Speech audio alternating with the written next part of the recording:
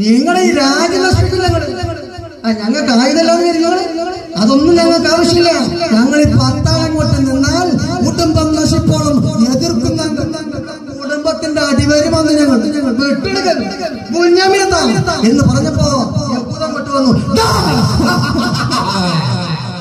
ഒരൊച്ച. അവിടെ നിൽക്കുന്ന സൈന്യാധിപൻ ഇങ്ങനെ നിൽക്കുകയായിരുന്നു. യഹൂദൻ